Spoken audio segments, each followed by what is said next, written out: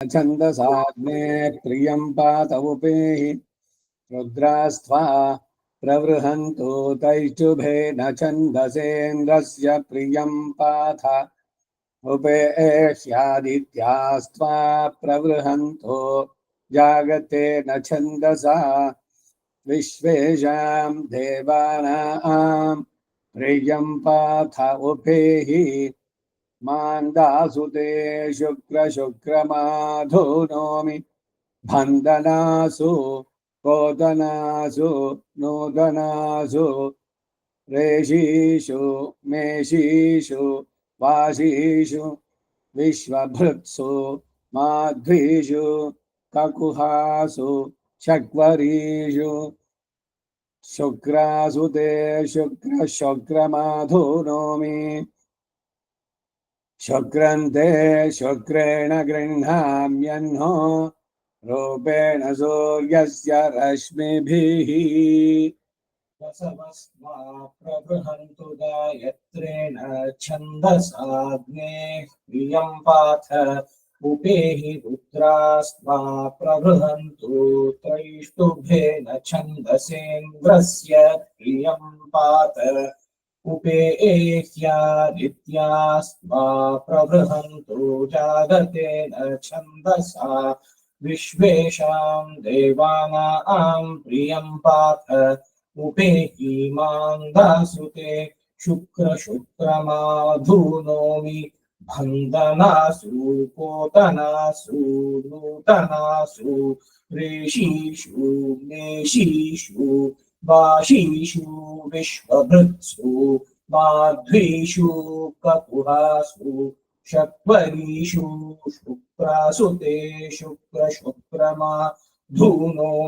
शुक्रं ते शुक्रेण गृह्णाम्यह्नो रूपेण सूर्यस्य रश्मिभिः।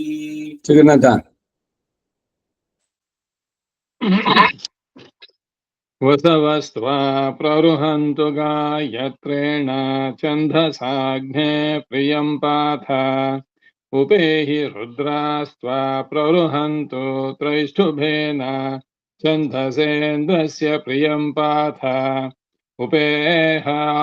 उपेह्यादित्यास्त्वा प्ररुहन्तु जागतेन छन्दसा विश्वेषां देवानां प्रियं पाथ उपेहि मान्धासुते शुक्रशुक्रमाधुनोमि बन्धनासु कोतनासु नूतनासु रेषीषु मेषीषु वाशीषु विश्वभृत्सु माध्वीषु काकुहासु शक्वरीषु शुक्रासुते शुक्रशुक्रमाधुनोमि शुक्रन्ते शुक्रेण गृह्णाम्यह्नो रूपेण सूर्यस्य रश्मिभिः। अस्मिन् उग्रा अचुच्यवुर्दिवो धारा असश्चत अस्मिन् उग्रा अचुच्यवुर्दिवो धारा असश्चत अस्मिन् उग्रा अचुच्यवुर्दिवो धारा असश्चत अगुहगं रूपं वृषभस्य रोचते बृहत्सोमा सोमस्य पुरोगाः शुक्रस्य पुरोगाः रूपं वृषभस्य रोचते सोमस्य पुरोगाः काक्वागं रूपं वृषभस्य रोचते बृहत्सोमा सोमस्य पुरोगाः शुक्रस्य पुरोगाः यत्ते सोमादाभ्यं नाम जागृवि तस्मै ते सोमाय स्वाहोषित्वम् देवसोमगायत्रेण छन्दसाग्ने प्रेयं पाथो अपि अशीत्वं देवसोम तैष्टुभेन छन्दसेन्द्रस्य प्रियं पाथो अपि ह्यस्मत्सखा त्वं देवसोम जागतेन छन्दसा विश्वेशां देवानां प्रियं पाथो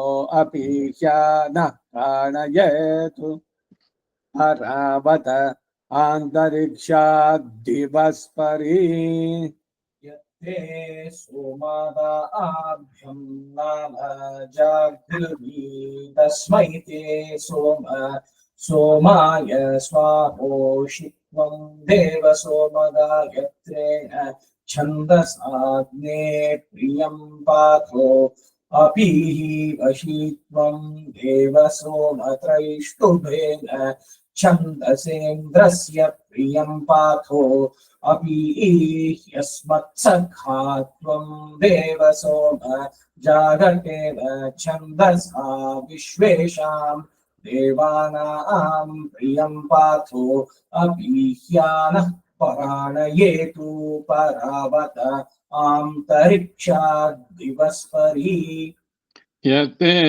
सोमादाभ्युं नाम जागृवि तस्मै ते सोमाय स्वाहोषित्वं देव सोम गायत्रेण छन्दसाग्ने प्रियं पाथो अपि हि वशीत्वं देव सोम त्रैष्टुभेन छन्दसेन्द्रस्य प्रियं पाथो अपि ह्यस्मत्सखा त्वं देव सोम जागतेन छन्दसा विश्वेषां देवानां प्रियं पाथो अपि ह्यानः प्राणयेतु परावत आन्तरिक्षाद्दिवस्परि आयुः पृथिव्या अध्यमृतमसि प्राणायत्वा आयुः पृथिव्या अध्यमृतमसि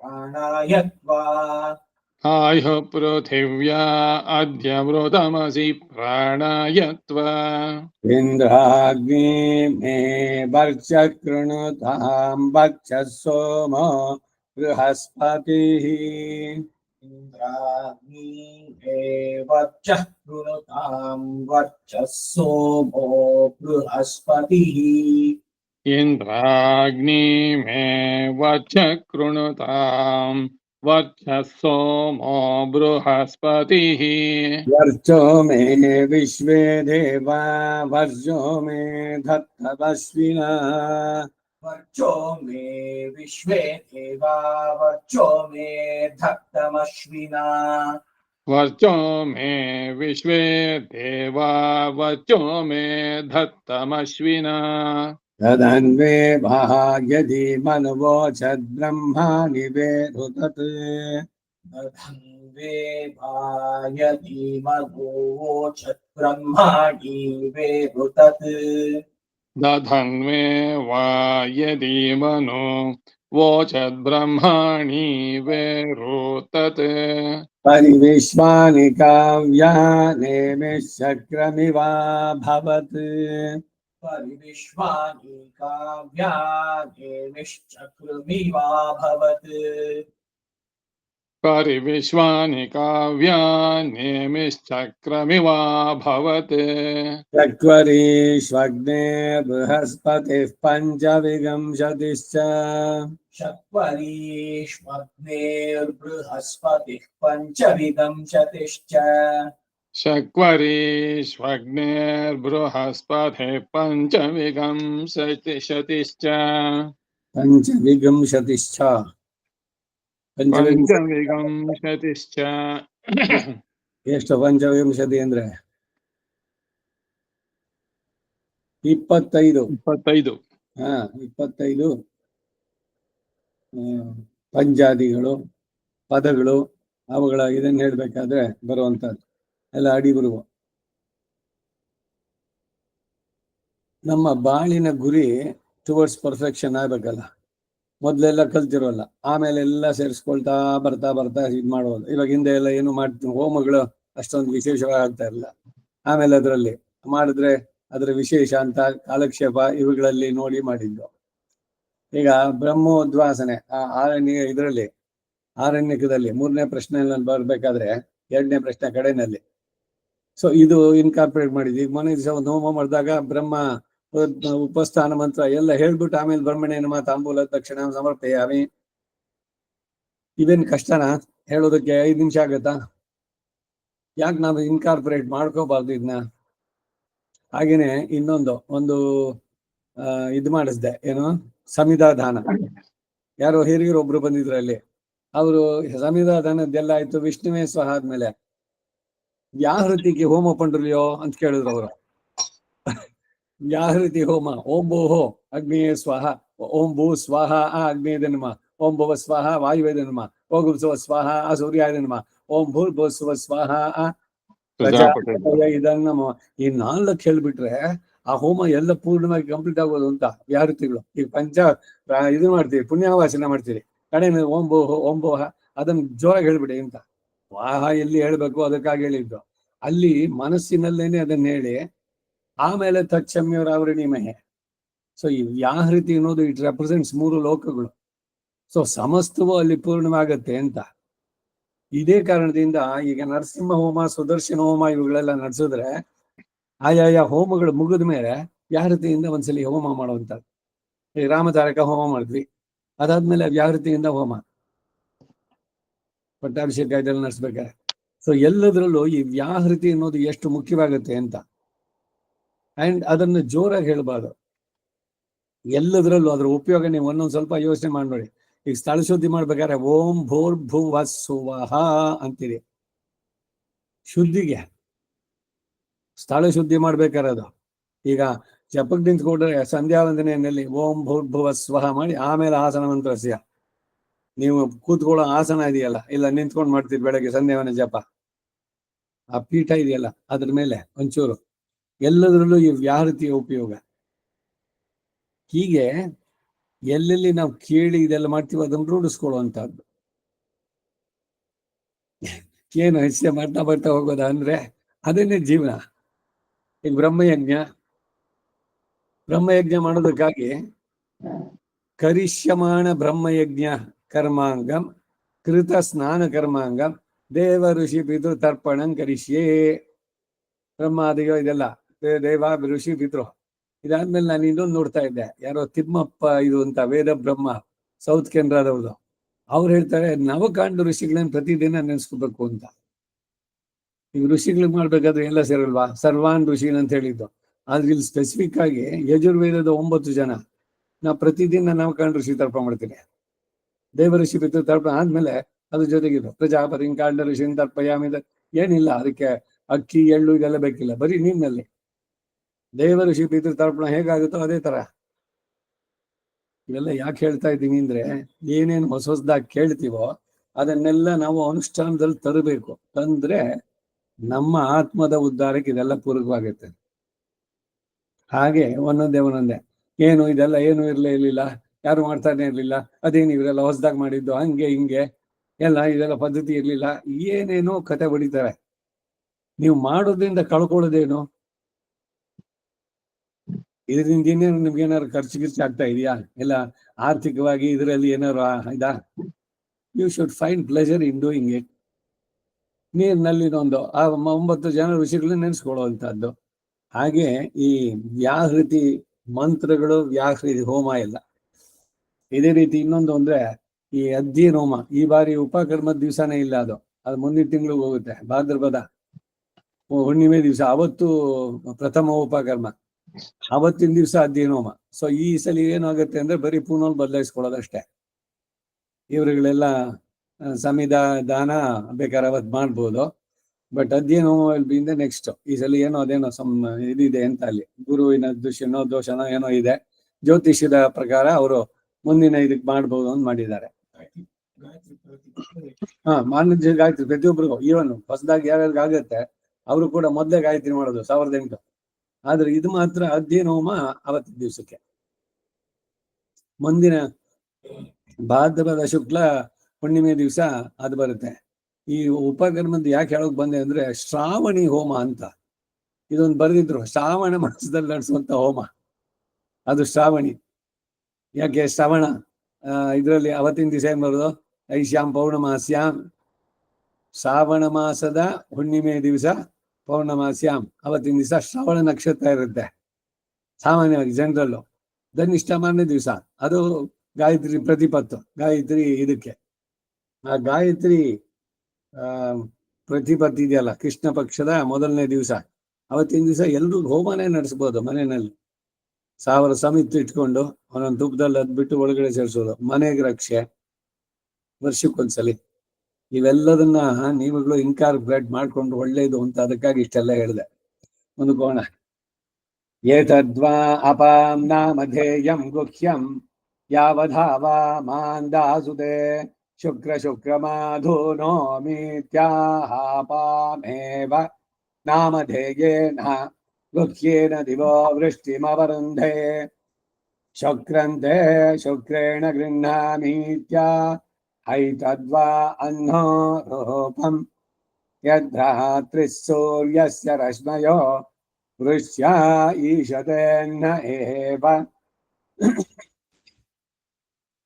ರೂಪೇಣ ಸೂರ್ಯಸ್ಯ ರಶ್ಮಿಭಿರ್ದಿವೋ ವೃಷ್ಟಿಂ ಚಾವಯತ್ಯಾಸ್ಮಿನ್ ಉಗ್ರ ಅಜುಜ್ಯವರಿದ್ಯಾಃ ಯಥಾ ಯಜುರೇವೈತತ್ ಕಕುಹಕಂ ರೂಪಂ ವೃಷಭಸ್ಯ ರೋಚತೆ ಬೃಹದಿತ್ಯಾಹೈತದ್ವಾ ಅಸ್ಯ ಕಕುಹಕಂ ರೂಪಂ ಯದೃಷ್ಟಿ ರೂಪೇಣೈವ ವೃಷ್ಟಿಮವರುಂಧೆ ಯತ್ತೇ ಸೋಮದಾಭ್ಯಂ ನಾಮ ಜಾಗೃವೀತ್ಯಾಹೈಷಃ ವೈ ಹವಿಷಾ ಹವಿರ್ಯಜತಿ ಯೋದಾಭ್ಯಂ ಗೃಹೀತ್ವಾ ಸೋಮಾಯ ಜ್ಯೋತಿ ಪರಾಪಾಯೇತಸ್ಯಾಯ ಪ್ರಾಣಯೇತಿ ಯೋಗಂ ಶಂ ಗೃಹ್ಣಾತ್ಯಾನ ಪ್ರಾಣಯೇತು ಪರಾವತ ಇತ್ಯಾಹಾಯುರೇವ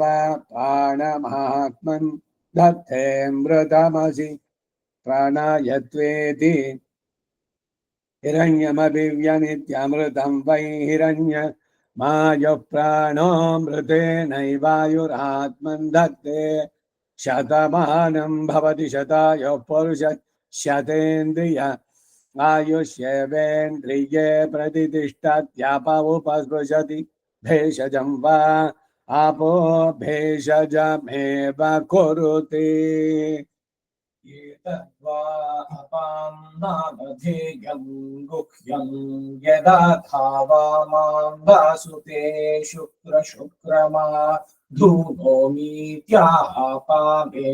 नामधेयेन गुह्येन दिवो वृष्टिमवरुन्धे शुक्रं ते शुक्रेण गृह्णामीत्याहैतद्वा अन्नो रूपं यद्रात्रिः सूर्यस्य रश्मयो वृष्ट्या ईशतेऽन्हयेव रूपेण सूर्यस्य रश्मिभिर्दिवो वृष्टिं श्यावयत्यास्मिन्नुग्रा अचुक्षगुरित्याह यथा यजुरेवैतत्ककुहगं रूपं वृषभस्य रोचते बृहदित्याहैतद्वा अस्य ककुहगं रूपं यद्वृष्टिरूपेणैव वृष्टिमवरुन्धे यत्ते सोमादाभ्यं नाम जागृवीत्याहैषः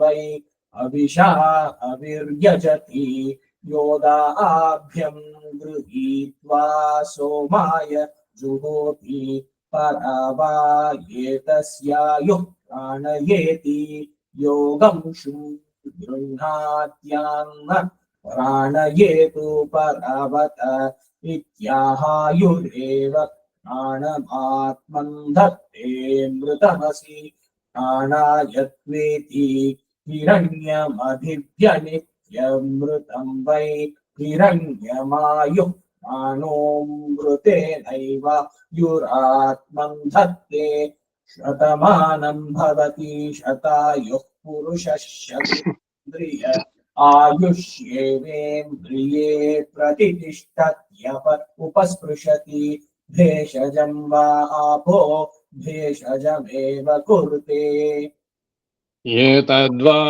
अपां नामधेयं गुह्यं यदा धावामान्धासुते शुक्रमाधुनोमीत्याहापमेव नामधेयेन गुह्येन दिवो रुष्टिमवरुन्धे शुक्रन्ते शुक्रेण गृह्णामीत्याहैतद्वा अह्नो रूपम् यद्रात्रिः सूर्यस्य रश्मयो वृत्त्या ईशतेऽह्न एव रूपेण सूर्यस्य रश्मिभिर्दिवो वृष्टिं त्यावयत्यास्मिन्नुग्रा अचुच्युवरित्याह यथा यजुरेवैतत् काकुहगम् रूपं वृषभस्य रोचते बृहदित्याहैतद्वा अस्य काकुहगम् रूपं यदृष्टिरूपेणैव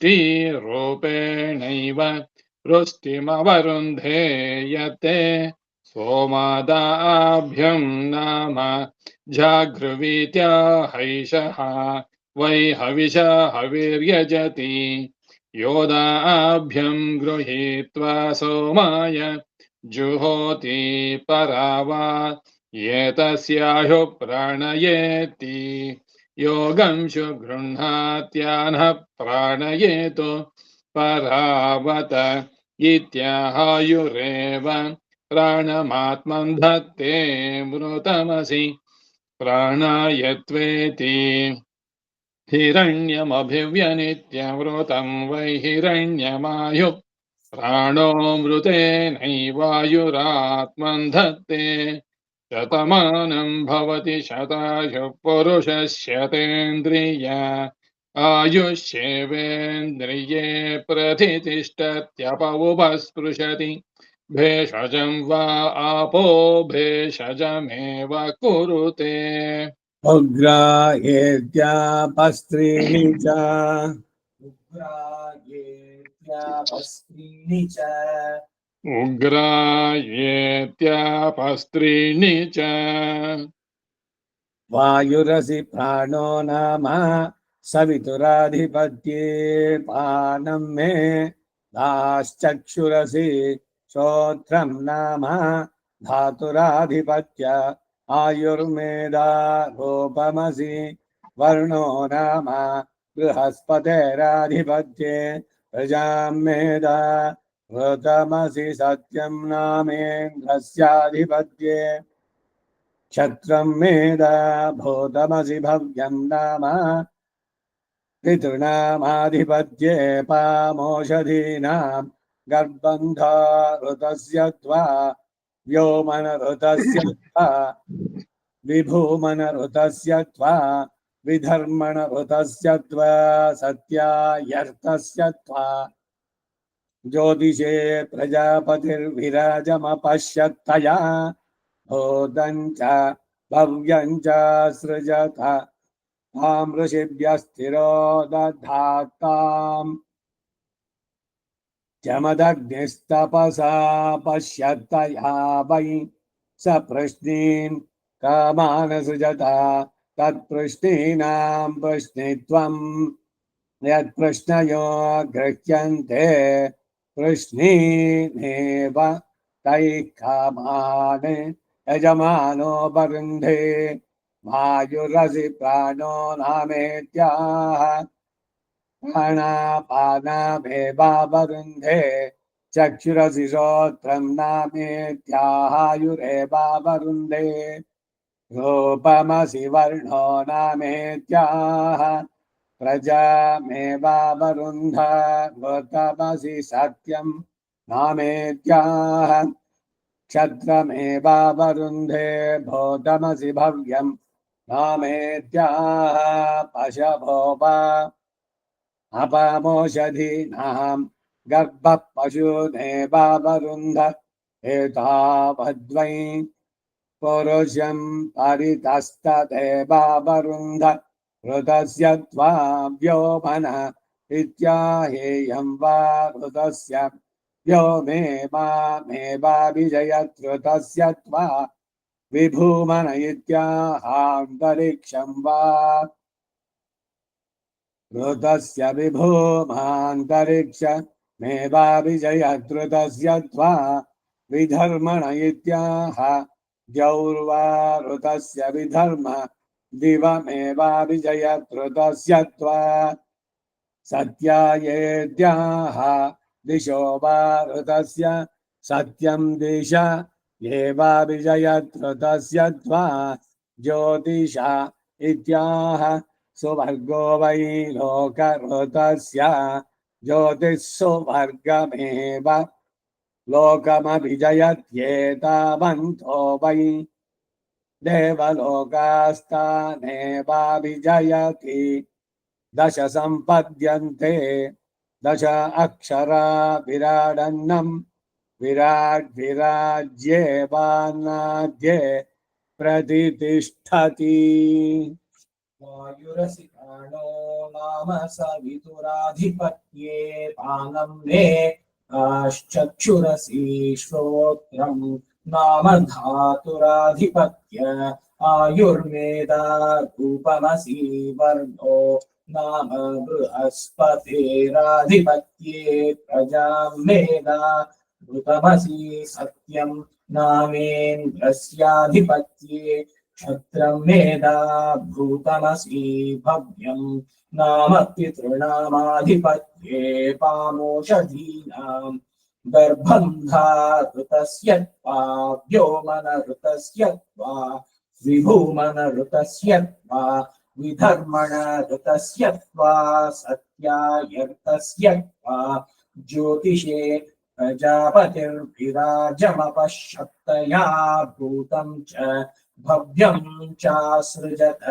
तां ऋषिभ्यस्तिरो दधातां जमदग्निस्तपसा पश्यत्तया वै सपृष्णीं तामानसृजत तत्पृष्णीनां पृष्णित्वं यत् पृष्णयो गृह्यन्ते पृष्णीदेवतैः कामान् यजमानो वरुन्धे वायुरसि प्राणो नामेत्याह प्राणापानावेव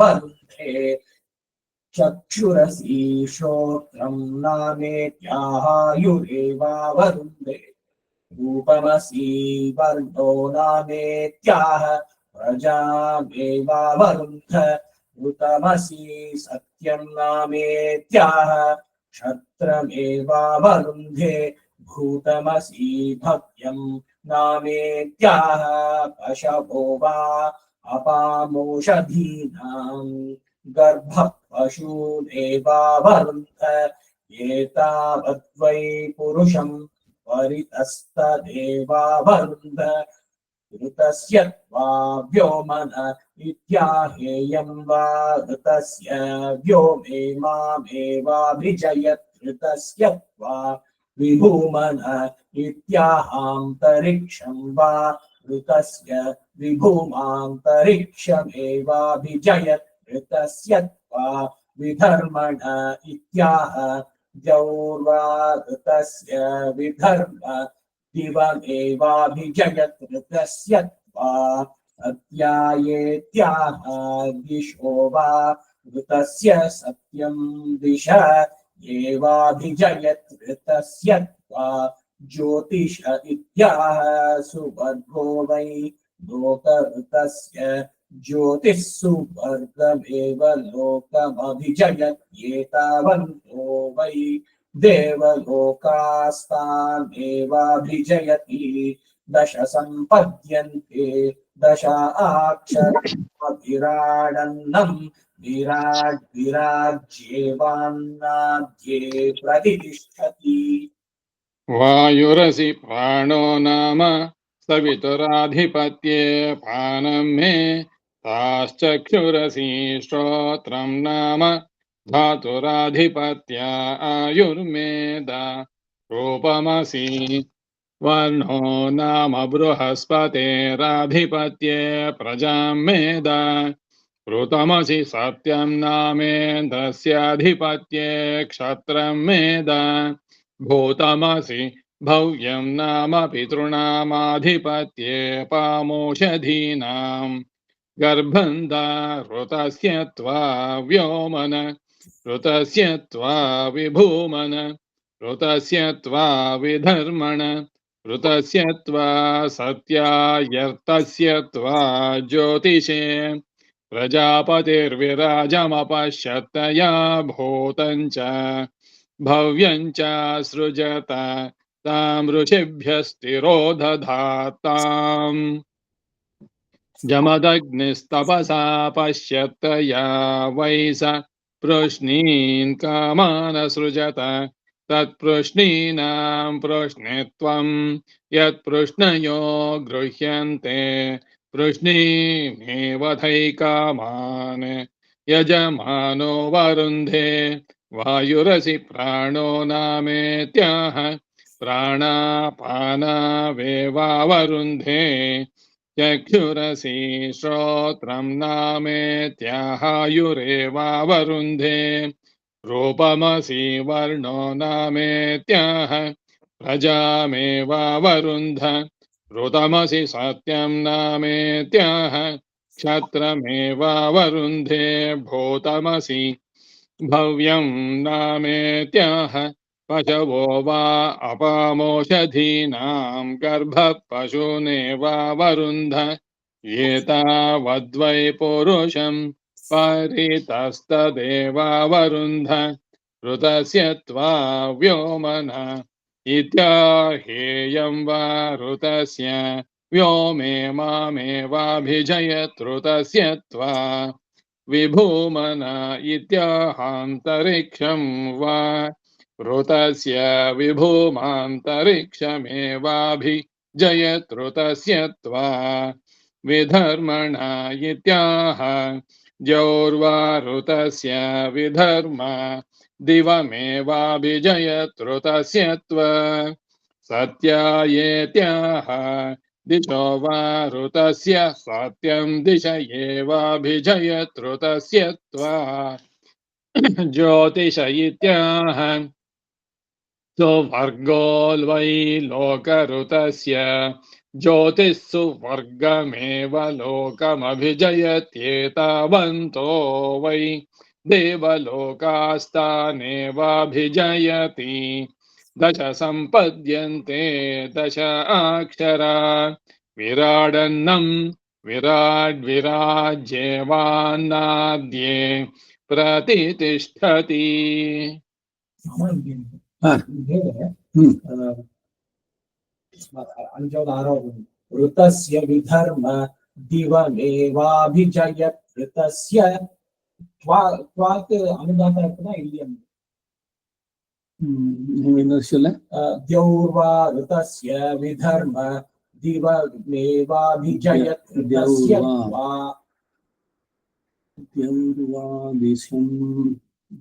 द्यौर्वा इदानीं विधर्म इत्याह विभूमान्तरिक्षमेवाभिजयत् ऋतस्य त्वा विधर्मण इत्याह द्यौर्वा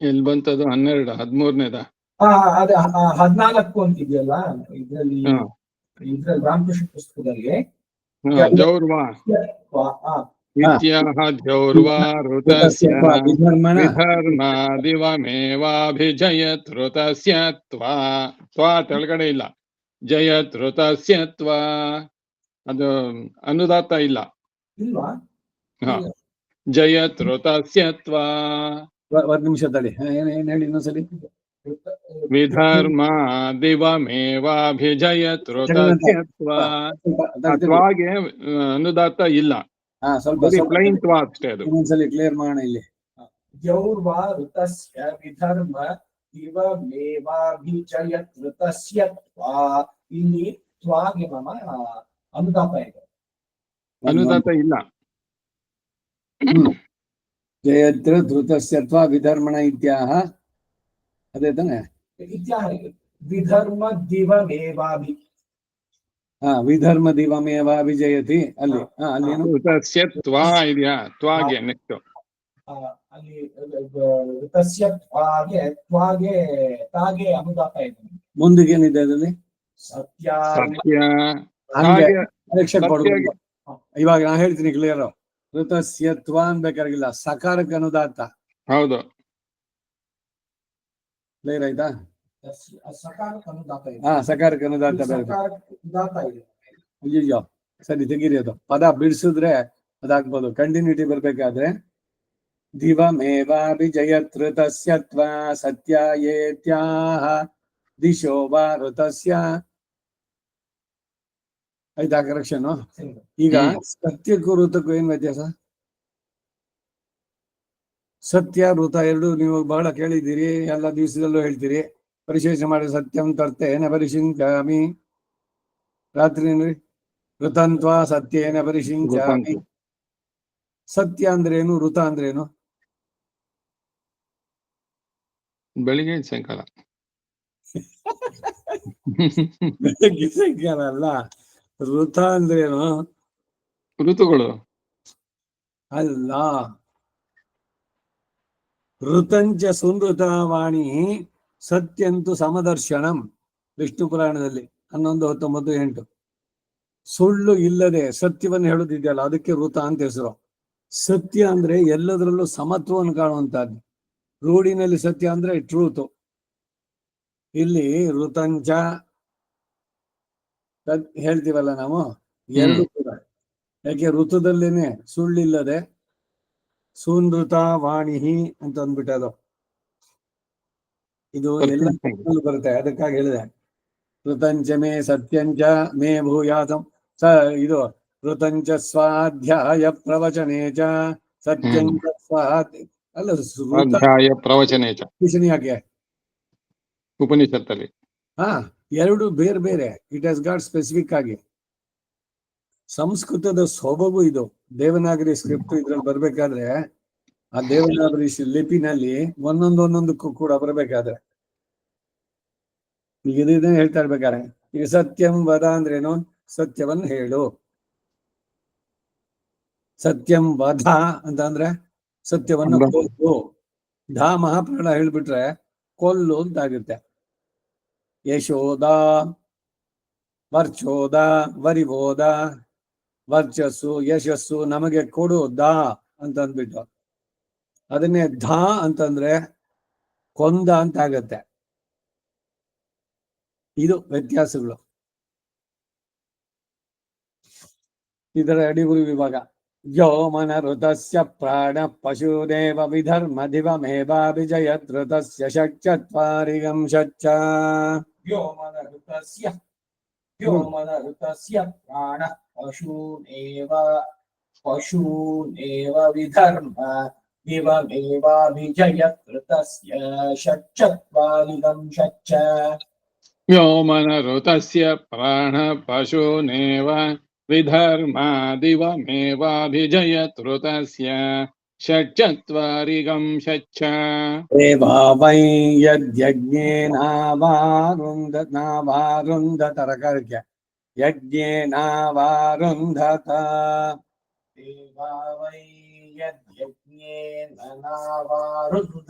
ಯಜ್ಞೇನ ನಾವಾರುಂಧತ.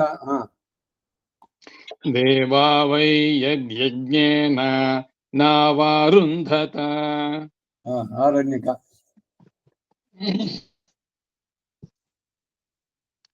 ತೈತ್ತಿರಿಯ ಆರಣ್ಯಕ. ಚಾತುರ್ಹೋತ್ರ ಚಯನಂ. ಮೂರನೇ ಪ್ರಶ್ನೆ. ಓಂ ತಚ್ಛಂಯೋರಾವೃಣೀಮಹೇ. ಓಂ ತಚ್ಛಂಯೋರಾವೃಣೀಮಹೇ. ಓಂ ತಚ್ಛಂಯೋರಾವೃಣೀಮಹೇ. ಗಾತುಂ ಯಜ್ಞಾಯ. ಗಾತುಂ ಯಜ್ಞಾಯ. ಯಕರ ಅನುದಾತ ಸರಿಯಾಗಿ ಕೇಳಿಸ್ಬೇಕು. ಗಾತುಂ ಯಜ್ಞಪತಯೇ. ಗಾತುಂ ಯಜ್ಞಪತಯೇ. ದೈವೀ ಸ್ವಸ್ತಿರಸ್ತು ನಃ. ದೈವೀ ಸ್ವಸ್ತಿರಸ್ತು ನಃ. ಸ್ವಸ್ತಿರ್ಮಾನುಷೇಭ್ಯಃ.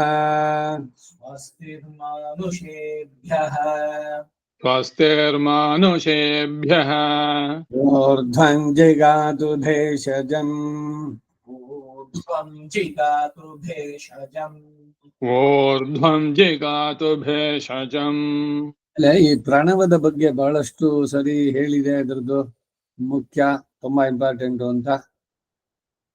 ಪ್ರತ್ಯಗಾನಂದಂ ಬ್ರಹ್ಮಪುರುಷಂ ಪ್ರಣವ ಸ್ವರೂಪಂ ಅಕಾರ ಉಕಾರ ಮಕಾರ ಇತಿ. ಓಂಕಾರ ಅನ್ನೋದು ಎಷ್ಟು ಮುಖ್ಯ ಅಂದ್ರೆ, ಇಲ್ಲಿ ಶಾಂತಿ ಮಂತ್ರ ಆರಂಭದಲ್ಲಿ ಓಂ ಇದೆ. ಅಲ್ಲಿ ತೈತಿರಿ ಉಪನಿಷತ್ನಲ್ಲಿ ಈಗ ಸಹನಾಭವತ್ತು ಹೇಳ್ಬಿಟ್ಟು ಆಮೇಲೆ ಓಂ ಬ್ರಹ್ಮ ವಿದ ಆಪ್ನೋದಿ ಪರಂ, ಆ ಓಂಕಾರ ಬಿಟ್ಟು ಬಿಡ್ತಾರೆ ಕೆಲವರೆಲ್ಲ. ನಾವು ಒಂದ್ಸಲ ಹೇಳಿದಲ್ಲ ಹರಿ ಓಂ ಬಿಗಿನಿಂಗ್ ನಲ್ಲಿ ಕೂಡುದು ಅಲ್ಲಿದೆ ಅಂದ್ರೆ ಅದನ್ನ ಮತ್ತೆ ಹೇಳ್ಬೇಕು. ಈಗ ಶಾಂತಿ ಪಾಠ ಆದ್ಮೇಲೆ ಹರಿ ಓಂ ಚೈತ್ಯಸೃಗ್, ಆ ಹರಿ ಓಂ ಮತ್ ಬೇಕಲ್ಲಿ. ಈ ಆಚಾರ್ಯ ಸಂಭಾವನೆ ತೆಗಿಬೇಕಾರೆ ಚರಣಂ ಪವಿತ್ರ, ಬರೀ ಚರಣಂ ಶುರು ಮಾಡ್ಬೇಡಿ. ಹರಿ ಓಂ, ಒಂದು ಆರೋಹಣ ಇನ್ನೊಂದು ಅವರೋಹಣ ಕಂಪ್ಲೀಟ್ ಆದ್ಮೇಲೆ ಹರಿ ಓಂ, ಮುಂದಕ್ಕೆ ಹರಿ ಓಂ ನ ಕರ್ಮಣ ಪ್ರಜಯಾದನೇನ, ಅದ್ ಬರ್ಬೇಕಾರೆ ಒಂದೊಂದ್ರಲ್ಲೂ ಬಿಗಿನಿಂಗು ಕಡೆಯಲ್ಲಿ ಹರಿ ಓಂ ಇರ್ಬೇಕದು ಎಲ್ಲ ಒಟ್ಟಿಗೆ. ಸುಮ್ಮನೆ ಚರಣಂ ಪವಿತ್ರಂ ಯದ್ವೇದಾವದೋಸರ ಏನ್ಗೆ ಎಷ್ಟು ಕಾಟಾಚಾರ ಅಂತಂದ್ರೆ ಯಾಕೆ ಹೇಳ್ತಾರೆ? ಹೇಳೋದೇ ಬೇಡ ಸುಮ್ನೆ. ನೀವು ಏನೇನ್ ಹೇಳ್ಬೇಕು ಅದು ಇರೋದು 4 ಲೈನು. ಏನೋ ದೊಡ್ಡ 4 ಪುಟ ಇದೆ ಅಂತಂದ್ರೆ ಶಾರ್ಟ್ ಕಟ್ ಮಾಡ್ಬೇಕು ಅಂತ. ಈ ವಾದ್ಯಾರಗಳು ಎಷ್ಟೆಲ್ಲ ಅಧ್ವಾನಗಳು ಮಾಡ್ತಾರೆ ಅಂದ್ರೆ ಇದು ಆಚಾರ್ಯ ಸಂಭಾವನೆ ಅಷ್ಟೇ ಗೌರವಪೂರ್ವಕವಾಗಿ ಪೂರ್ಣವಾಗಿ ಅದನ್ನು ಹೇಳಿ ಓಂಕಾರಗಳು ಬಿಗಿನಿಂಗ್ ನಲ್ಲಿ ಕಡೆಯಲ್ಲಿ ನಿಮ್ ಶಾತುಬನೆ ಪುಸ್ತಕಗಳಲ್ಲಿ ಹಾಕೊಳ್ಳಿ. ಓಂಕಾರ ಮೊದಲು ಕಡೆಯಲ್ಲಿ 2 ಕಡೆನೂ ಹರಿ ಓಂ, ಕನ್ಕ್ಲೂಡಿಂಗು ಹರಿ ಓಂ ಇರ್ಬೇಕು. ಒಂದೊಂದಕ್ಕೂ ಚರಣಂ ಪವಿತ್ರಂ ಅದಕ್ಕೆ, ಆಮೇಲೆ ನಕರ್ಮಣನ ಪ್ರಜಾದನೇನ, ಆಮೇಲೆ ಆಚಾರ್ಯರು ಮೊದಲಿಂದ ಶುರು ಮಾಡ್ಕೊಂಡ್ಬಂದ್ರೆ ವೇದ ಪುರುಷ, ಆಮೇಲೆ ನಮ್ಮಾಳ್ವಾರು, ಆಮೇಲೆ ರಾಮಾನುಜರು, ಆಮೇಲೆ ವೇದಾಂತೇಶಿಗರು, ಆಮೇಲೆ ಇವರು ಆ ಸಂಪ್ರದಾಯದಲ್ಲಾದ್ರೆ ಮಣವಾಳ ಮೌನಗಳದು.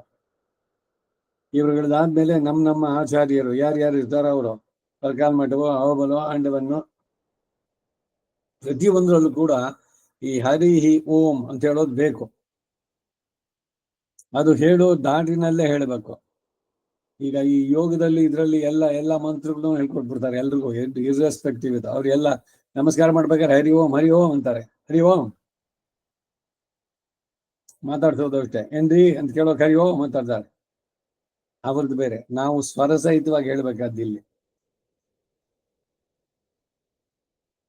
ಏನಾಯ್ತು? ಸ್ವಸ್ತಿ ಮಾನುಷೇಭ್ಯಃ ऊर्ध्वं जिगातु भेषजम् ऊर्ध्वं जिगातु भेषजम् ऊर्ध्वं जिगातु भेषजम् ऊर्ध्वं जिगातु भेषजम् तन्नो अस्तु द्विपदे शन्नो अस्तु द्विपदे शं नो अस्तु द्विपदे शं चतुष्पदे शं चतुष्पदे शं चतुष्पदे ॐ शान्ति शान्ति शान्तिः ॐ शान्ति शान्ति शान्तिः ॐ शान्ति शान्ति शान्तिः ಇದು ಕೂಡ ಹಿಂದೆ ಹೇಳಿದೆ ಅನ್ಸುತ್ತೆ. ಓಂ ಶಾಂತಿ ಶಾಂತಿ ಶಾಂತಿ ವಿಸರ್ಗ ಹೋದಾಗ ಸಂಧಿ ಆದಾಗ 2ನೇ ಶಾಂತಿ ಹೇಳ್ಬೇಕಾದ್ರೆ ಸಾಕ್ಷಾವತ್ತು, 3ನೇದ್ರಲ್ಲೂ ಅಷ್ಟೇ.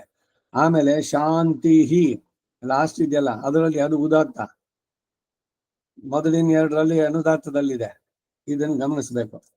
ಹರಿ ಓಂ ಚಿತ್ತಿಸೃಗ್ हरिः ॐ चित्तिसृक् हरिः ॐ चित्तिसृक् चित्तमाज्यं चित्तमाज्यं चित्तमाज्यं वाग्वेदिः वाग्वेदिः वाग्वेदिः आधीतं बर्हिः आधीतं बर्हिः आधीतं बर्हिः केतो अग्निः येतो अग्निः चेतो अग्निः विज्ञातमग्निः विज्ञातमग्निः विज्ञातमग्निः वाक्पतिर्होता वाक्पतिर्होता वाक्पतिर्होता मन उपभक्ता मन उपभक्ता मन उपभक्ता आनो हविः प्राणो हविः प्राणो हविः आध्वर्युः सामा आध्वर्युः सामाध्वर्युः वाचस्पते विधेनामन् वाचस्पते विधेनामन् वाचस्पते विधेनामन् विधेमते नाम विधेमते नाम विधेमते नाम विधे विधेस्त्वमस्माकं नाम विधेस्त्वमस्माकं नाम विधेस्त्वमस्माकं नाम वाचस्पतिः सोमं पिबतु वाचस्पतिः सोमं पिबतु वाचस्पतिः सोमं पिबतु आस्मासु जुम्नं धात् स्वाहा आस्मासु नम्नं धात् स्वाहा आस्मासु नृम्णं धात् स्वाहा तद्धर्युः पञ्चज अध्वर्युः पञ्च च अद्वर्ह्यः पञ्च च दिवि होता पृथिवी होता पृथिवी होता द्यौरध्वर्युः द्यौरध्वर्युः जौरध्वर्युः रुद्रो अग्नीत् रुद्रो अग्नीत् रुद्रोऽग्नीत् बृहस्पतिरुपभक्ता बृहस्पतिरुपभक्ता बृहस्पतिरुपभक्ता वाचस्पते वाचो वीर्येण वाचस्पते वाचो वीर्येण वाचस्पते वाचो वीर्येण सम्भृततमेन यक्षसे सम्भृततमेन यक्षसे सम्भृततमेन यक्षसे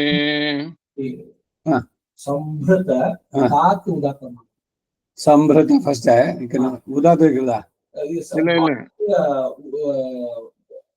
ಉದಾತ್ತ ಇರ್ತದೆ ನಿಮಗೆ ತಾತ ಅನುದಾತ ಇಲ್ಲ ತಮೇನ ಯಕ್ಷಸೆ ಭ್ರೂಕೆ ಉದಾತ್ತ ಮೇಗೆ ಅನುದಾತ್ತ ಈಗ ಹೇಳ್ತೀನಿ ಕೇಳು ಸಂಭೃತ ಭೃ ಅನ್ಬೇಕಾದ್ರೆ ಉದಾತ್ತ ಎರಡು ತಾಗು ಏನು ಇಲ್ಲ ಹೌದು ಮಕಾರಕ್ಕೆ ಅನುದಾತ ತಮೇನ ಯಕ್ಷಸೆ ಯಾ ಉದಾತ್ತ ಸಂಭೃತತ ಮೇನ ಯಕ್ಷಸೆ ಸಂಭೃತತಮೇನ ಯಕ್ಷಸೆ ಸಂಭೃತತಮೇನ ಯಕ್ಷ್ಯಸೆ ಯಜಮಾನಾಯ ವಾರ್ಯಂ ಯಜಮಾನಾಯ ವಾರ್ಯಂ ಯಜಮಾನಾಯ ವಾರ್ಯಂ ಆಸು ಭಸ್ಕರಸ್ಮೈ ಆಸು ವಸ್ಕರಸ್ಮೈ ಆಸು ಭಾಸ್ಕರಸ್ಮೈ ವಾಚಸ್ಪತಿ ಸೋಮಂ ಪಿಬತಿ वाचस्पतिः सोमं पिबति वाचस्पतिः सोमं पिबति यजनदिन्द्रमिन्द्रियाय स्वाहा यजनदिन्द्रमिन्द्रियाय स्वाहा जजनदिन्द्रमिन्द्रियाय स्वाहा पृथिवी होता दश पृथिवी होता दश अग्निर्होता निर्होता अग्निर्होता अश्विना आध्वर्यो अश्विना आध्वर्यो अश्विनाध्वर्यो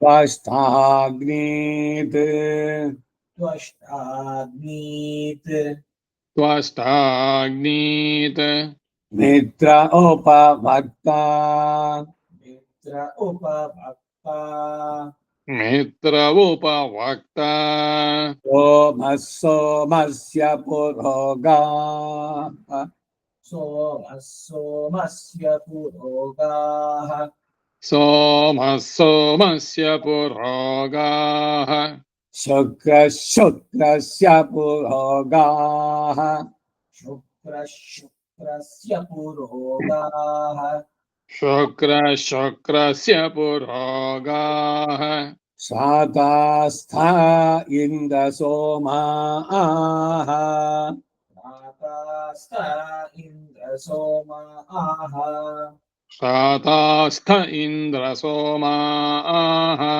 वातापेर्हवनश्रुतः स्वाहा वातापेर्हवनश्रुतः स्वाहा वातापेर्हवनश्रुतः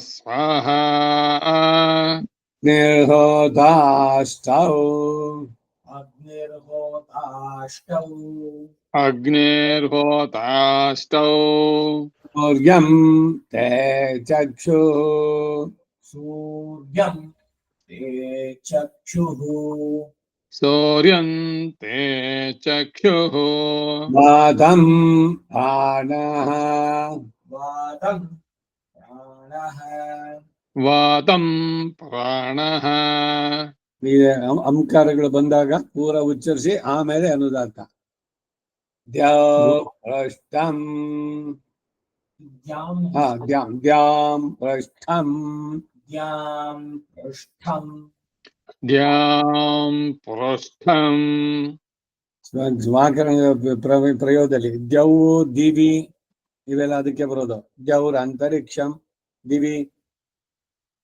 ಪೃಥ್ವಿ ದ್ಯುಲೋಕ ಅಕ್ಷರ ದ್ವೌ ಅನ್ನಕ್ಕೆ ரெண்டு ದಿಶಲಿದೆ द्यौरध्वर्युः ಎಲ್ಲ ದ್ಯೌಹು ಅಧ್ವರ್ಯೋ ಅಂದ್ರೆ ದ್ಯುಲೋಕ ಇದೆಯಲ್ಲ ಅದು ಅಧ್ವರ್ಯೋ ಅಧ್ವರ್ಯ ಯಾರು ಹೋಮ ಮಾಡ್ತಾರೆ ಪರ್ಫಾರ್ಮ್ಸ್ ಹೋಮವನ್ನು ನಡೆಸ್ಬೇಕಾದ್ರೆ ಅವನ್ನೆಲ್ಲ ಹೇಳ್ತಾ ಹೋಗ್ತಾನೆ ಹೋತ ಬೇರೆ ಈ ಯಜಮಾನ ಮಾಡುವಂತವ್ನು ಅವನು ಹೋತ ಇವನು ಪಾಡಿಸ್ತಾನಲ್ಲ ಪುರೋಹಿತ ಅವನ ಅಧ್ವರ್ಯ ಇನ್ನೊಬ್ಬ ಬ್ರಹ್ಮ ಇದ್ರ ಜೊತೆಗೆ ಉದ್ಘಾತ ಇರ್ಬೇಕು ಅವನು ಮಂತ್ರವನ್ನ ಹೇಳ್ಬೇಕು ಇದನ್ನ ಆ ಗಾಯ ಈ ಏನು ರಥಂತರ ಸಾಮಂ ಅಗಾಯ ಅಂತ ಅಂದ್ಬಿಟ್ಟು ಅವ್ರು ಹೇಳಿದ್ರೆ ಅವನು ಉದ್ಘಾತ ಫಸ್ಟ್ ಅದ್ರ ರಥಂತರ ಸಾಮ ಹೇಳ್ಬೇಕು ಆಮೇಲೆ ಅಧ್ವರ್ಯು ಹೇಳ್ಬೇಕು ಮಂತ್ರನ ಹೋಮ ಮಾಡ್ಬೇಕು ಬ್ರಹ್ಮ ನೋಡ್ತಾ ಕೂತಿರ್ಬೇಕು ಹಾಗೆ ಇಲ್ಲಿ ದ್ಯೌಹು ಅಧ್ವರ್ಯು ದ್ಯಾಂ ಪೃಷ್ಠಂ ಪೃಷ್ಠಂ ಅಂದ್ರೆ ಹಿಂಭಾಗ ಆಮೇಲೆ ಅಂತ ಆಗತ್ತೆ ಪೂರ್ವ ಅಂದ್ರೆ ಮೊದಲು ಉತ್ತರ ಅಂದ್ರೆ ಆಮೇಲೆ ಪೂರ್ವ ದಿಕ್ಕು ಪೃಷ್ಠ ಅಂದ್ರೆ ಹಿಂಭಾಗ ಅಂತ ಬರುತ್ತೆ ಅಂದ್ರೆ ಆಮೇಲೆ ಬರುವಂತಹದ್ದು ನಂತರ ಈ ಎಲ್ಲ ಅರ್ಥಗಳು ಬರುವಂತಹದ್ರಲ್ಲಿ ಅಂತರಿಕ್ಷ ಮಹಾತ್ಮ ಅಂತರಿಕ್ಷಮಾತ್ಮ ಅಂಗೈರ್ಯಜ್ಞಂ ಅಂಗೈರ್ಯಜ್ಞಂ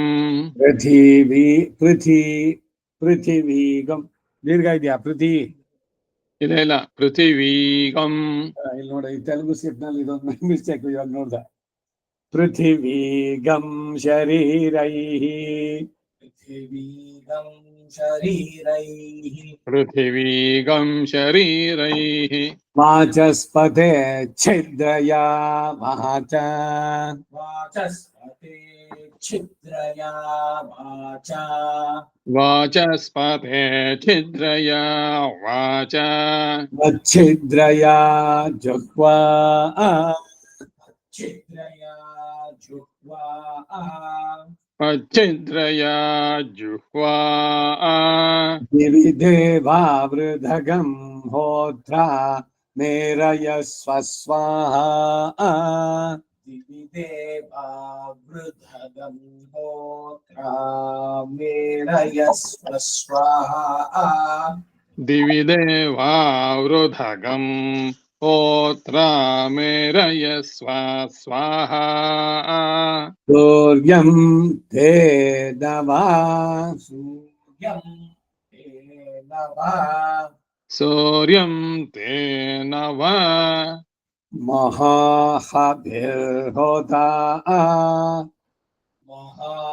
महाहविर्होता महाहविर्होता सत्यहविरध्वर्युः सत्यहविरध्वर्युः सत्यहविरध्वर्युः अच्युतस्पाजा अग्नीत् अच्युतपाजा अग्नीत् अच्युतपाजा अग्नीत् अच्युतमना उपभक्ता अच्युतमना उपभक्ता अच्युतमना उपभक्ता अनादृश्यश्च अप्रतिदृश्यश्च यज्ञस्याभिघरौ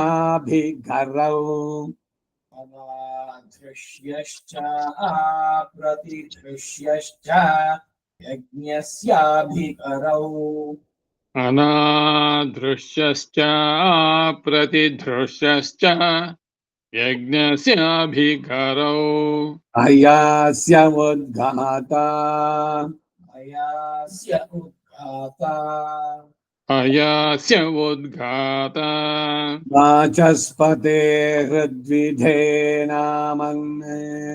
वाचस्पते हृद्विधे नामन् वाचस्पते रुद्विधेनामन् विधेमथे नमः विधेमते नाम विधेमते नमः विधेस्त्वमस्माकं नाम विधेस्त्वमस्माकं नाम विधेस्त्वमस्माकं नाम वाचस्पतिः सोममपात् वाचस्पतिः सोममपात् वाचस्पतिः सोममपात् मा दैव्यस्तन्तुश्चेदि मा मनुष्यः मा दैव्यस्तन्तुच्छेति मा मनुष्यः मा दैव्यस्तन्तुश्चेदि मा मनुष्यः नमो दिवे नमो दिवे नमो दिवे नमः पृथिव्यै स्वाहा नमः पृथिव्यै स्वाहा नमः पृथिव्यै स्वाहा अपात्रीणि च अपात्रीणि च अपत्रीणि च अपस्त्रीणि च ಹೀಗಾಕೋ ಅಪಾತ್ರಿಣಿ ಚ ಪಕಿಳಿಪ ಹಾಕೋಬೇಕಾ ಪಾಕಿಳಿಪ ಮತ್ತೆ ಸ್ತ್ರೀ ಬರೋಲ್ಲ ಅಪಾತ್ರೀಣಿ ಚ ಅಪಾತ್ರೀಣಿ ಚ ಅಪಾತ್ರೀಣಿ ಚ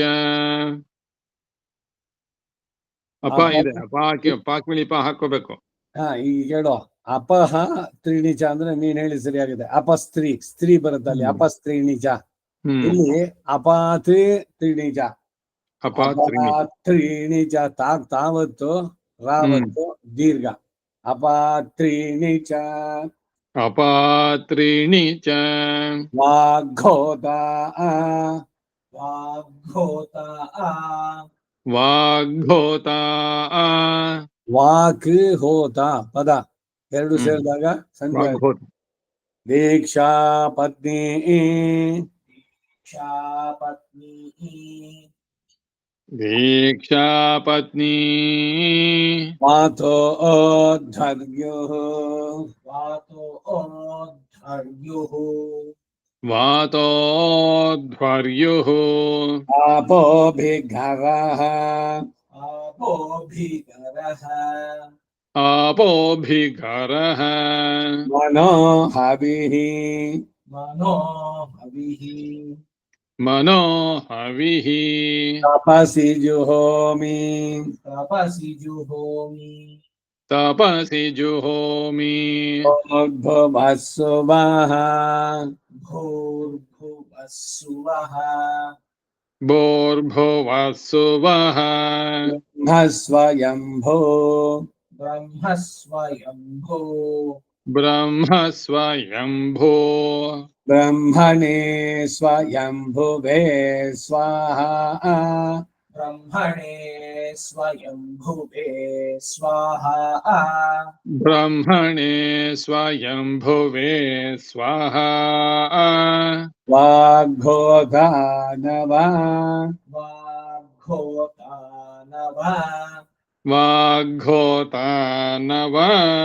ब्राह्मणये कहोता ब्राह्मणये कहोता ब्राह्मणये कहोता यज्ञः स यज्ञः स यज्ञः तमे ददातु प्रजां पशून् पुष्टिं यशः समे ददातु प्रजां पशून् पुष्टिं यशः समे दधातु प्रजां पशून् पुष्टिं यशः यज्ञश्च मे भूयात् यज्ञश्च मे भूयात् यज्ञश्च मे भूयात् अग्निर्विहोता अग्निर्विहोता अग्निर्द्विहोता स भर्ता स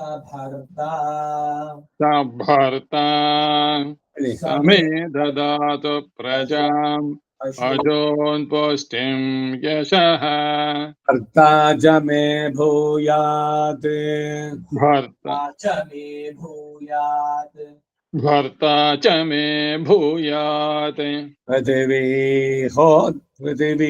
त्रिहोता पृथिवी त्रिहोता पृथिवी त्रिहोता अप्रतिष्ठा सप्रतिष्ठा सप्रतिष्ठा समे ददातु प्रजां पशून् पुष्टिं यशः प्रतिष्ठा च मे भूयात् प्रतिष्ठा च मे भूयात् प्रतिष्ठा च मे भूयात् अन्तरिक्षं चतुर्होता अन्तरिक्षं चतुर्होता अन्तरिक्षं चतुर्होता सविष्ठाः सविष्ठाः सविष्ठाः समे ददातु प्रजां पशून् पुष्टिं यशः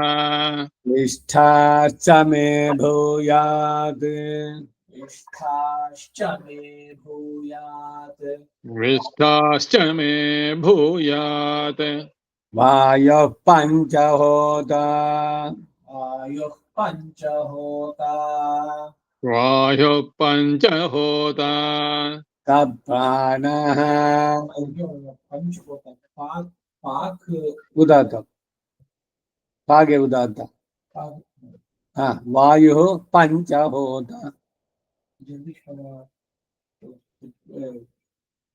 ಪಂಚ ಏನು ಉದಾತ್ತ ಯಾವ್ದು ಕೇಳಿದೆ ಇನ್ನೊಂದ್ಸರಿ ಹೇಳು ವಾಗೆ ಉದಾತ್ತ ವಾಯು ಪಂಚಹೋತ ಚಾಗೆ ಉದಾತ್ತ ವಾಯುಗೆ ಅನುದಾತ್ತ ಈಗ ಅಲ್ಲಿ ಏನಾಯ್ತು ಗೊತ್ತಾ ಸರಿ ಇದು ವಾಯು ಪಂಚಹೋತ ಚಕಾರ ಉದಾತ್ತ ಹೇಳಿದೆ ಅಂತ ಪಂಚಹೋತ ಕರೆಕ್ಟ್ ಪಂಚ ಚಾಗ್ ಮೇಲೆ ಮೇಲೆ ಉದಾತ್ತ ವಾಗೆ ಅನುದಾತ್ತ ಚಾಗೆ ಉದಾತ್ತ ವಾಯು ಅನ್ಬೇಕಾದ್ರೆ ವಾ ಅನುದಾತ್ತ ಪಂಚಹೋತ ಅನ್ಬೇಕಾದ್ರೆ ಪಕಾರಕ್ಕೆ ಇರ್ಬೇಕು ಚಾಗ್ ಏನಿಲ್ಲ ಇಲ್ಲ ಪಾಗಿಲ್ಲ ಚಾಗಿದೆ ಚೇಂಜ್ ಮಾಡು ವಾಯು ಪಂಚಹೋತನ. ವಾಯು ಪಂಚಹೋತ.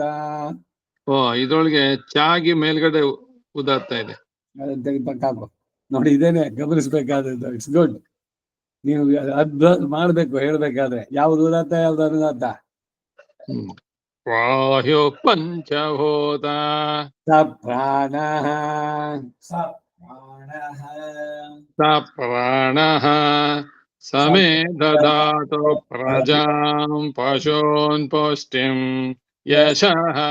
ಪ್ರಾಣಶ್ಚ ಮೇ ಭೂಯಾತ್ ಪ್ರಾಣಶ್ಚ ಮೇ ಭೂಯಾತ್ ಚಂದ್ರಮಾ ಷಡ್ಢೋತ. ಚಂದ್ರಮಾ ಷಡ್ಢೋತ ಚಂದ್ರಮಾ ಷಡ್ಢೋತ ಸ ಋತೂನ್ ಕಲ್ಪಯಾತಿ. ಸ ಋತುಂ ಕಲ್ಪಯಾತಿ ಸರ್ವತೋನ್ ಕಲ್ಪಯಾತಿ. ಸಮೇ ದದಾತು ದದಾತು ಪ್ರಜಾಂ ಪಶೂನ್ ಪುಷ್ಟಿಂ ಯಶಃ. ಋತವಶ್ಚ ಮೇ ಕಲ್ಪಂತಾಂ. ಋತವಶ್ಚ ಮೇ ಕಲ್ಪಂತಾಂ ಋತವಶ್ಚ ಮೇ ಕಲ್ಪಂತಾಂ. ಅನ್ನಗಂ ಸಪ್ತಹೋತ.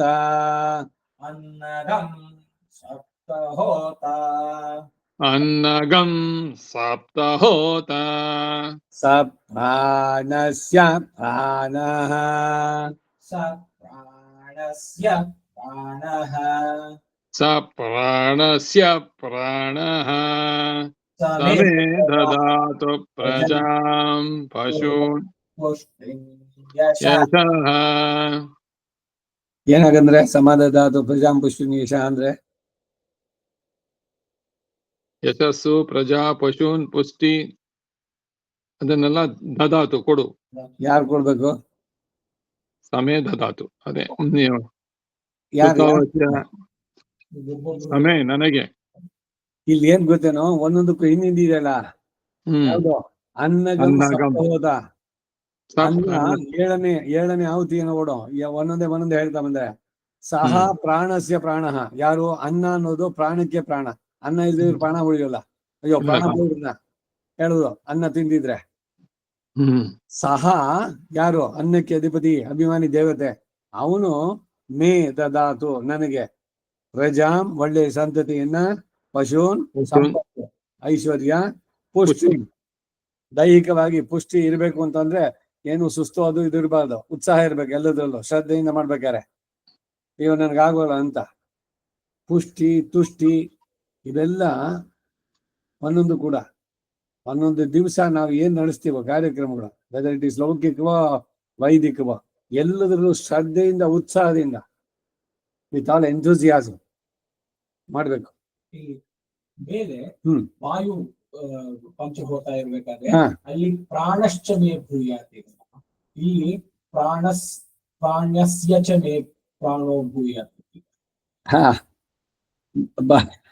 ಭಾಷೆಗಳನ್ನ ತೆಗೆದ್ರೆ ಅದ್ರೊಳಗಿರುತ್ತೆ ಪ್ರಾಣ ಚ ಮೇ ಭೂಯಾತೆ.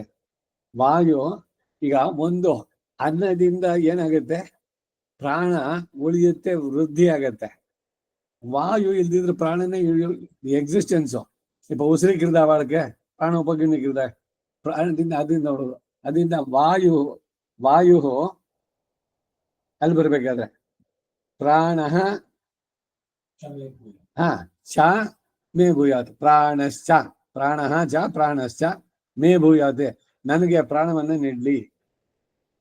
ಇಲ್ಲಿ ಪ್ರಾಣಸ್ಯ ಪ್ರಾಣ, ಅವನು ಪ್ರಾಣಗಳಿಗೆ ಪ್ರಾಣ. ಯಾವುದು? ಅನ್ನ. ಸಹ ಪ್ರಾಣಸ್ಯ ಪ್ರಾಣ ಬುದ್ಧಿ ಆಗೋದು ಇದೆ. ಹಿಂದೆ ದಿವ್ಯ ಪ್ರಬಂಧத்துல ಉಣ್ಣುಂ ಶೋರಂ ಪರುಹು ನೀರು ತಿನ್ನುಂ ವೆತ್ತಲೆಯಲ್ಲ ಕಣ್ಣನ್ನೊಂದು. ಅಲ್ಲಿ 3 ವಿಷಯ ಹೇಳುತ್ತೆ. ಒಂದು ಧಾರಕ, ಇನ್ನೊಂದು ಪೋಷಕ, ಮತ್ತೊಂದು ಭೋಗ್ಯ. ಧಾರಕ ಅಂದ್ರೆ ಅದು ಧರಿಸ್ಬೇಕಾದ್ರೆ ಫಸ್ಟ್ ಅದಿರ್ಬೇಕು. ಆಮೇಲೆ ಇನ್ನೊಂದು ಅದ್ರ ಪ್ರೋಗ್ರೆಸ್, ಮೂರನೇದು ಎಂಜಾಯ್ಮೆಂಟ್. ಧಾರಕ, ಪೋಷಕ, ಭೋಗ್ಯ. ಭೋಕ್ತ ಭೋಗ್ಯಂ ಪ್ರೇರಿತಾರಂಚ ಮತ್ವಾ. ಉಪನಿಷತ್ತು ಹೇಳಿದೆ ನಾನೇ ಎಲ್ಲಾನು, ಭೋಕ್ತಾನು ನಾನೇ, ಭೋಗ್ಯನೂ ನಾನೇ, ಪ್ರೇರಿತಾರನು ನಾನೇ. ನಿಮ್ಗೇನೋ ಒಂದು ತಿನ್ಬೇಕು ಹೇಗ್ ಬರುತ್ತೆ? ಅವನೇ ಪ್ರಚೋದನೆ ಕೊಡ್ತಾನೆ. ನಿಮ್ಮ ಕರ್ಮದ ಪ್ರಕಾರ ಆಯಾ ವಸ್ತುಗಳಿಗೆ ಇದ್ ಮಾಡಿ, ಒಂದಗಳು ಹೆಚ್ಚಿರೋದು, ಒಂದಗಳು ಕೊರೆ ಇರೋದು. ನಮ್ಮ ಅನ್ನ ಋಣ ಏನೇನ್ ತಿನ್ಬೇಕು ಅಂತ ಇವಕ್ಕೆಲ್ಲ ಬೇಕಾದಷ್ಟು. ಇನ್ನೇನು ಹೇಳಿದ್ದೆ, ಇವಾಗ ಹಣ್ಣು ಏನೋ ಯಾರು ಕೊಟ್ರು ನಿಮ್ಗೆ ತಂದಿಟ್ಟಿದ್ದೀರಿ ತಿನ್ನೋಣ ಆಮೇಲೆ ಅಂತ, ಬಹಳ ಬ್ಯುಸಿಯಾಗಿ ತಿನ್ಲೇ ಇಲ್ಲ, ಅದು ಕೆಟ್ಟೆ ಹೋಯ್ತು, ಫ್ರಿಜ್ ಅಲ್ಲಿ ಇಟ್ಟೇನೆ ಬಿಸಾಕಿದ್ದು. ಯಾಕೆಂದ್ರೆ ನಿಮ್ಗೆ ಇಲ್ಲ ಅದು ಪ್ರಾಪ್ತಿ. ಇನ್ನೆಲ್ಲ ಹೋಗಿರ್ತೀರಿ, ಯಾರೋ ಕೊಟ್ರು ಸಡನ್ ಆಗಿ, you I did not expect, ಅದು ನಿಮ್ಗಿತ್ತು ಅಲ್ಲಿ ಋಣನಿಂದ. ಹಾಗೆ ಇದೆಲ್ಲ ಕೊಡೋನ್ ಯಾರು? ಎಷ್ಟು ಸೂಕ್ಷ್ಮವಾಗಿ ಇದೇನು ಭಗವಂತನ ಏನು ಕೆಲಸ ಇಲ್ವಾ ಇದೆಲ್ಲ ನೋಡ್ತಾ ಕುತ್ಕೋಬೇಕಾದ್ರೆ? ಅಷ್ಟು ಸೂಕ್ಷ್ಮ ನಮ್ಮ ಕರ್ಮದ ಪ್ರಕಾರ. ಈಗ ಒಂದ್ ಕಾಲದಲ್ಲಿ ನಾವೆಲ್ಲ ಬಯಸ್ತೀವಿ, ಅವಾಗ ನಮ್ಗೆ ಇದೇ ಇಲ್ಲ, ಯಾಕೆಂದ್ರೆ ನಮ್ಗೆ ಪ್ರಾಪ್ತಿ ಇಲ್ಲ. ಈಗ ಎಲ್ಲ ಇದೆ, ನನ್ಗೆ ಅದು ತಿನ್ನೋಂಗಿಲ್ಲ ಇದು ತಿನ್ನೋಂಗಿಲ್ಲ ಅಂತ ಅಂದ್ಬಿಟ್ಟು ಏನಾದ್ರು ರಿಸ್ಟ್ರಿಕ್ಷನ್ಸ್ ಆದ್ರೆ ಅವನ್ಗಿಲ್ಲ. ಇಟ್ಕೊಂಡು ಕೂಡ ಮನೆಯಲ್ಲಿ ದೇ ಕ್ಯಾನಾಟ್ ಎಂಜಾಯ್ ಇಟ್, ಯಾಕೆಂದ್ರೆ ಅವನಿಗೆ ಪ್ರಾಪ್ತಿ ಇಲ್ಲ. ಎಲ್ಲದಕ್ಕೂ ಅನ್ವಯ. ಈಗ ನೋಡಿ, ಕೆಲವರು ಮನೆ ಬಾಡಿಗೆ ಮನೇಲೇ ಇರ್ತಾರೆ, ರಿಟೈರ್ ಆಗೋ ತನಕ ಬರೀ ಬಾಡಿಗೆ ಮನೇಲೆ. ಅವ್ರಿಗೆ ದುಡ್ಡಿದೆ, not that they cannot purchase house. ಅವ್ರಿಗೆ ಸ್ವಂತ ಮನೆಯಲ್ಲಿ ಇರೋ ಯೋಗ ಇಲ್ಲ. ಎಷ್ಟು ಮಟ್ಟಿಗೆ ಆಗುತ್ತೆ ಅಂದ್ರೆ, ಇದರಿಂದ ಏನ್ ತಿಳಿಬೇಕಾದದ್ದು ಅಂತಂದ್ರೆ, you should not get tensed with ಅಯ್ಯೋ ನಾಳೆ ದಿವಸ ನಾನು ಕೆಲಸ ಮಾಡ್ತಿದ್ದೆ ಹೋಗ್ಬಿಡುತ್ತೆ. ಏನಾಗಲ್ಲ. ಸೋಮಾರಿತನ ಹೇಳ್ತಾ ಇಲ್ಲ ಇಲ್ಲಿ, ಮಾಡೋ ಕೆಲಸ ಶ್ರದ್ಧೆಯಿಂದ ಮಾಡಿ. ಆದ್ರೆ ಏನೇನು ಪ್ರಾಪ್ತಿ ನಮ್ಗೆ ಏನ್ ಸಿಗುತ್ತೋ ಅದ್ರಲ್ಲಿ ಸಂತೋಷವಾಗಿರೋದು ಕಲಿಬೇಕು.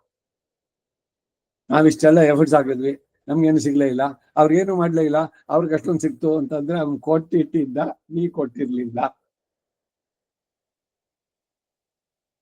ಇದು ಎಷ್ಟು ಬಹಳ ಬಹಳ ಮುಖ್ಯವಾಗುತ್ತೆ ಅಂದ್ರೆ, ಯಾಳ್ವಾರು ಕೂರು ಶೋರಿವ ವೇಂಡೇನಂತ. ಕೂರು ವಸ್ತ್ರ, ಶೋರು ಊಟ. ವಸ್ತ್ರ ಮತ್ತೆ ಅನ್ನವಂದ್ರೆ ನಾನು ನಿನ್ ಕೇಳೋಲ್ಲ ಅಂದ್ರು. ಯಾಕೆ ಅಂದ್ರೆ, ನನ್ನ ಪೂರ್ವ ಜನ್ಮದ ಸುಕೃತವೋ ದುಷ್ಕೃತದ ಪ್ರಕಾರ ನೀನು you have already provided it, so you need not bother about it. ಗುರಿ ಏನು ನಮ್ದು ಆಗ್ಬೇಕು. ಸೊ ಯಾವ್ದಕ್ಕೆ ಪ್ರಯಾರಿಟಿ ಕೊಡ್ಬೇಕು ಲೈಫಲ್ಲಿ? ಕೆಲಸ ತುಂಬಾ ಇಷ್ಟು ಇಂಪಾರ್ಟೆಂಟು, ಇಲ್ದಿದ್ರೆ ಆಗೋದಿಲ್ಲ, ಆಗ್ಲೇಬೇಕು, ಬಿಟ್ಬಿಡಿ ಅಂತ ಹೇಳೋಲ್ಲ. ಆದ್ರೆ ಎಷ್ಟು ಪ್ರಯಾರಿಟಿನೋ ಆಗ್ತದಕ್ಕೆ. ಅತಿಯಾದ ಇಂಪಾರ್ಟೆನ್ಸ್ ಬೇಡ. ಹಣಕ್ಕೆ ಅತಿಯಾದ ಇಂಪಾರ್ಟೆನ್ಸ್ ಕೊಡಬೇಡಿ, ಹಾಳಾಗ್ತೀರಿ ಅಂತ ಎಲ್ಲ ಕಡೆ ನೋಡಿದ್ದು. ಅರ್ಥಂ ಅನರ್ಥಂ ಭಾವಯ ನಿತ್ಯಂ ನಾಸ್ತಿ ತತಃ ಸುಖ ಲೇಷ ಸತ್ಯಂ. ಹೆಚ್ಚಿಗೆ ಮಾಡಿಟ್ರ ದುಡ್ಡನ್ನ ನಿಮ್ಮ ಮಕ್ಕಳೇನೆ ಹೊಡೆದಾಡ್ತಾರೆ ಒಬ್ರಿಗೊಬ್ರಿಗೆ ಮುಂದಕ್ಕೆ, ನನ್ಗೆ ಬರ್ಲಿಲ್ಲ ಸರಿಯಾಗಿ ಶೇರು ಅಂತ. ಹೀಗೆ ಒಂದೊಂದ್ರಲ್ಲೂ ಬಹಳ ಬಹಳ ಸೂಕ್ಷ್ಮವಾದದ್ದಿದು. ಸೊ ಅದರಿಂದ ಒಂದು ಬಹಳ ಮುಖ್ಯವಾಗಿ ಹೇಳೋದು, ಎಲ್ಲ ಹಾಗಾದ್ರೆ ಪ್ರೀ ಡಿಟರ್ಮ್ ತರ ಅದನ್ನ ನಾವ್ ಯಾಕೆ ಮಾಡ್ಬೇಕು? ಈಗ ನಾನು ಏನ್ ಮಾಡದೇ ಇದ್ರು ನಂಗೆ ಸಿಗೋದು ಸಿಗುತ್ತೆ. So why should I put efforts? This is A wrong approach. ಏನಕ್ಕೆ ಬುದ್ಧಿ ಕೊಟ್ಟಿದ್ದಾನೆ, ಕಾಯ ವಾಚ ಮನಸ ಶ್ರದ್ಧೆಯಿಂದ ಕೆಲಸ ಮಾಡು, ಅಂಡ್ ಅವರ್ ಇಟ್ ಗಾಡ್.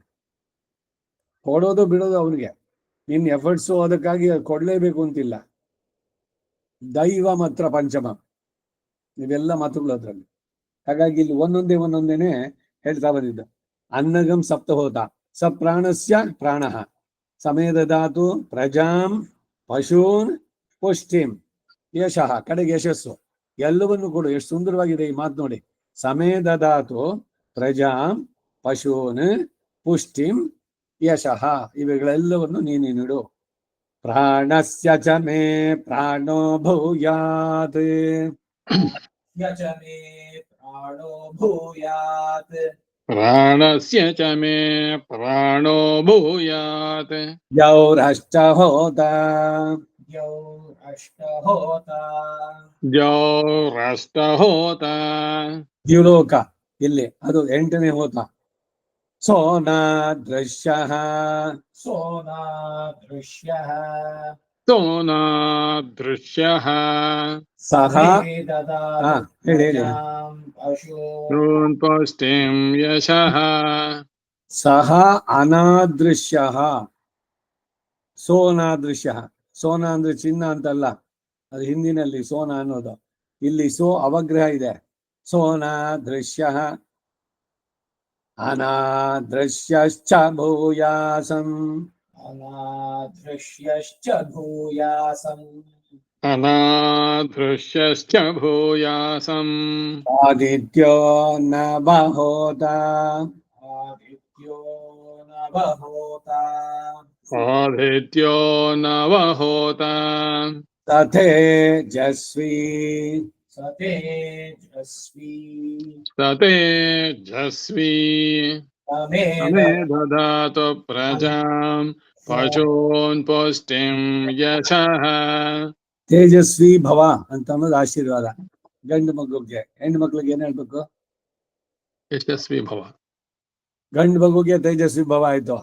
ಹೆಣ್ಣು ಮಗು ನಮಸ್ಕಾರ ಮಾಡಿದ್ರೆ ಏನ್ ಹೇಳ್ಬೇಕು? ತೇಜಸ್ವಿನಿ ಭವ. ಹಾ, ಅದು ಬರ್ಬೇಕು. ತೇಜಸ್ವಿನಿ ಭವ, ಯಶಸ್ವಿನಿ ಭವ, ವರ್ಚಸ್ವಿನಿ ಭವ. ಹೆಣ್ಣು ಮಕ್ಕಳಿಗೆ ಆಶೀರ್ವಾದ ಮಾಡ್ಬೇಕಾರೆ ತೇಜಸ್ವಿ ಭೂಯಾಸಂ. ಎಷ್ಟು ಸುಂದರವಾಗಿದೆ ಒಂದೊಂದು ಕೂಡ. ಬ್ರಹ್ಮಚಾರಿಗೆ ಈಗ ಮದುವೆ ಆಗಿರೋ ಕನ್ಯೆ ಅವಳು ಇದ್ ಮಾಡಿದೆ, ಮದುವೆ ಆದ್ಮೇಲೆ ದೀರ್ಘ ಸುಮಂಗಲಿ ಭವ. ಅದು ತಮಾಷೆ ಏನು? ದೀರ್ಘ ಸುಮಂಗಲಿ ಭವ ಅಂದ್ರೆ ಸೌಮಂಗಲ್ಯ ನಿನಗಿರ್ಬೇಕು. ನಿನಗೆ ಸೌಮಂಗಲ್ಯ ಇರ್ಬೇಕಂದ್ರೆ ನಿನ್ ಪತಿ ಚೆನ್ನಾಗಿರ್ಬೇಕು, ಬದುಕಿರ್ಬೇಕು. ಇವು ದೀರ್ಘ ಸುಮಂಗಲಿ ಭವ ಅನ್ನೋದ್ರಲ್ಲಿ you are blessing both the people. ಅವನು ಗಂಡ ಅಲ್ಲಿ ಇಲ್ಲ, ಬರೀ ಹೆಣ್ಣಿಗೆ ದೀರ್ಘ ಸುಮಂಗಲಿ ಭವ ಅಂತ ಹೇಳಿದ್ರೆ ಅವಳು ಸೌಮಂಗಲ್ಯ ಇರ್ಬೇಕು ಅಂದ್ರೆ ಅದು ಇದೇನೆ ಯಮನ ಹತ್ರ ಇದ್ ಮಾಡ್ಬೇಕಾದ್ರೆ ಅವಳು ಯಮ ಸತ್ಯವಾನಲ್ಲಿ ಸಾವಿತ್ರಿ. ಹಾ, ಸಾವಿತ್ರಿ ನೀನು ಪುತ್ರವತಿ ಭವ ಅಂತಂದವಳು. ಇವನು ಸತ್ಯವಾನ್ ಸತ್ತೋಗಿದ್ದಾನೆ, ಅವನ್ ತಥಾಸ್ತು ಅಂದ್ಬಿಟ್ಟ. ಆಮೇಲೆ ಏನು ಯಮ, ನೀನೀಗ ತಾನು ನನಗೆ ಪುತ್ರವತಿ ಭವ ಅಂದೆ, ನನ್ಗ ಮಗ ಗಂಡ ಇಲ್ದಲೆ ನಾನು ಹೆಂಗ್ ಪುತ್ರವತಿ ಆಗಕ್ಕಾಗತ್ತೆ ಅಂತ ಯಮ ಸೋತ ಸಾವಿತ್ರಿ. ಹಾಗೆ ದೀರ್ಘ ಸುಮಂಗಲಿ ಭವ ಅಂದಾಗ ಅವರ ಪತಿಗೂ ದೀರ್ಘವಾದ ಆಯುಸ್ ಕೊಟ್ಟಂಗೆ. ಇಲ್ದಿದ್ರೆ ಇವಳಿಗೆ ಸೌಮಂಗಲ್ಯ ಇರೋಲ್ಲ. ಎಷ್ಟು ಚೆನ್ನಾಗಿದೆ ಅದು. ತೇಜಸ್ವಿನಿನ ತೇಜಸ್ವತಿ ತೇಜಸ್ವಿನಿ, ಯಶಸ್ವಿನಿ, ಶ್ರೇಯಸ್ವಿನಿ ಹಾ, ತೇಜಸ್ವಿನಿ ಭವ, ಯಶಸ್ವಿನಿ ಭವ. ಶ್ರೇಯಸ್ವಿನಿ ಹಾ, ಶ್ರೇಯಸ್ಸು, ತೇಜಸ್ಸು, ಓಜಸ್ಸು ಎಲ್ಲ. ಸತೇಜಸ್ವಿ ಆದಿತ್ಯ 9 ಆಯ್ತಲ್ಲ. ತೇಜಸ್ವಿ ಚ ಭೂಯಾಸಂ, ತೇಜಸ್ವಿ ಚ ಭೂಯಾಸಂ ತೇಜಸ್ವಿ ಚ ಭೂಯಾಸಂ ಪ್ರಜಾಪತಿರ್ದಶ ಹೋತ, ಪ್ರಜಾಪತಿರ್ದಶ ಹೋತಾ ಪ್ರಜಾಪತಿರ್ದಶ ಹೋತಾ ಸ ಇದಗಂ ಸರ್ವಂ ಸ ಇದಗಂ ಸರ್ವಂ ಸ ಇದಗಂ ಸರ್ವಂ ತಮೇ ದದಾತು ಪ್ರಜಾಂ ಪಶೂನ್ ಪುಷ್ಟಿಂ ಯಶಃ ಪಂಚ ಮೇ ಭೂಯಾತ್, ಸರ್ವಂ ಚ ಮೇ ಭೂಯಾತ್ ಸರ್ವಂ ಚ ಮೇ ಭೂಯಾತ್ ಪ್ರತಿಷ್ಠಾ ಪ್ರಾಣಶ್ಚ ಮೇ ಭೂಯಾದನಾದೃಶ್ಯ ಸರ್ವಂ ಚ ಮೇ ಭೂಯಾತ್. प्रतिष्ठा प्राणश्च मे भूयादनादृश्यः सर्वं च मे भूयात् प्रतिष्ठा प्राणश्च मे भूयादनादृश्यः सर्वं च मे भूयात् ಬ್ರಾಹ್ಮಣೋ ಯಜ್ಞೋ ಅಗ್ನಿಃ. ಅದು 4 ಲೈನ್ ಕಂಟಿನ್ಯೂ ಇದೆಯಾ? ಅದು ಯಾವ 4 ಲೈನು? ಬ್ರಾಹ್ಮಣೋ ಯಜ್ಞೋ ಅಗ್ನಿರ್ಭರ್ತಾ ಪೃಥಿವೀ ಪ್ರತಿಷ್ಠಾಂತರಿಕ್ಷಂ. ಅಡಿ ಬರ್ಬೋದು ಆಕ್ಚುಲ್ ಆಗಿ. ನೋಡಿ ಸರಿ, ಮುಂದಿನ ಇದೆಯಲ್ಲ ಅದನ್ನ ಹೇಳ್ಬೇಕು. ಅಗ್ನಿರ್ ಯಜುರ್ಭಿಃ, ಅಗ್ನಿರ್ ಯಜುರ್ಭಿಃ, ಅಗ್ನಿರ್ ಯಜುರ್ಭಿಃ. ಇದು ಈ ಬ್ರಾಹ್ಮಣ ಇದನ್ನ ರೌಂಡ್ ಹಾಕೊಂಡ್ಬಿಡದ? ಇಲ್ಲ, ಅದು ಅಡಿವನು ಹಾಕೋಬಹುದು. ಎಸ್. ಈಗ ಸರ್ವಂಚಮೇ ಭೂಯಾತ್ ಆದ್ಮೇಲೆ ಪಾರಾಯಣದಲ್ಲಿ ಅಗ್ನಿ ಯಜುರ್ಭಿಃ ನೆಕ್ಸ್ಟ್ ಬರ್ಬೇಕು. ಸರಿ ಸರಿ. ಸಂಭಾರ ಯಜುರಿಷ್ಟಕೋಪದಾನ ಇದೆಯಲ್ಲ ಅದಕ್ಕೂ ಕೂಡ ಬ್ರಾಕೆಟ್ ಹಾಕೊಳ್ಳಿ ಇಲ್ಲಿ ತನಕ. ಮುಂದಿಂದು ಇದು ಅಲ್ಲಿ ನಿಲ್ಸಿರೋಣ. ನಮೋ ಬ್ರಹ್ಮಣೇ ಧಾರಣಮೇ ಅಸ್ತು ನಿರಾಕರಣಂ ಧಾರಯತಾ ಭೂಯಾಸಂ ಕರ್ಮಯೋ ಸ್ಫುರಂ ನಮಸ್ಯೋರ್ಧ್ವಂ. ಹರಿ ಓಂ ಶ್ರೀ ಕೃಷ್ಣಾರ್ಪಣಮಸ್ತು.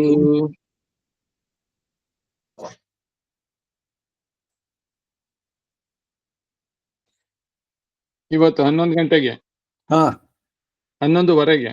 11:15. ಹ್ಮ್